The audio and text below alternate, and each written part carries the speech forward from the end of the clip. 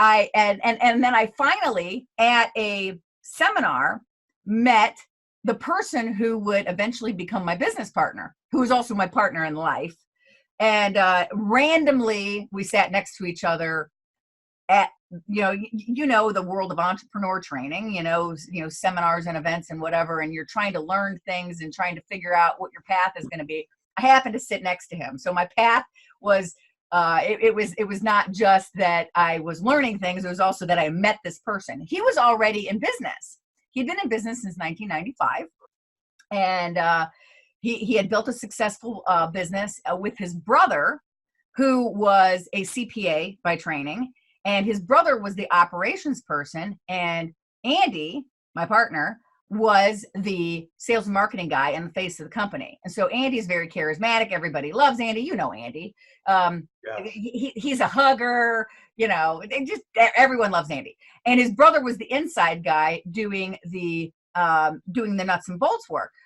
Well, tragically, his brother died in 2002, leaving Andy to run the business all by himself, and to figure out how to run the operations. And all of that was good. I mean, he learned a lot. He hired a consultant that helped him do some stuff. But then he ended up hiring an operations manager whose entire goal was to figure out what had made him so successful so he could duplicate it and go into business and compete with him. And then, so that ended up not working. And then it left him with no operations manager. And so here he was back, not having that covered. So when he met me, he's like, I need someone with your skills. And if what you want, match made in heaven. It was. So here we are. We were in love, and at the same time, and I lived in Colorado and he lived in Florida. So we're having this long distance relationship. We have a personal relationship. And then at the same time, he says, I need your skills. And so. Oh, hold on a second. Isn't this like a formula for more burnout? It is. And this is where I'm going with it. So he said, if that's what you want, why don't you help me in my business for 90 days? You can whip some things into shape for me, and then you can do some of the other things that you want. And so that was what I did when I quit my job. I went and joined him, and I became his partner, and I worked with him. We actually had two businesses, because there was the flagship business that was started in 1995, and a second one opened in 2002. And this was 2009. So I joined him, and there were a lot of things that didn't have systems and processes, because sales and marketing people oftentimes are not very nuts and bolts driven like operations people are. Hold on one second.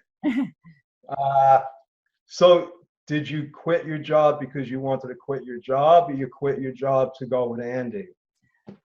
Oh, well, I quit my job because I wanted to quit my job. And it was the right time, because it was the right time. And, simultaneous to that, we've been having this long distance relationship for 18 months. And so the conversation we were having at the time was, it was either time to be together or not be together. And so there was, I really wanted to quit my job. I was really burned out on being a corporate person. I was really tired of how hard I worked to make money for somebody else. I mean, that's very common in people who decide to go into business for themselves.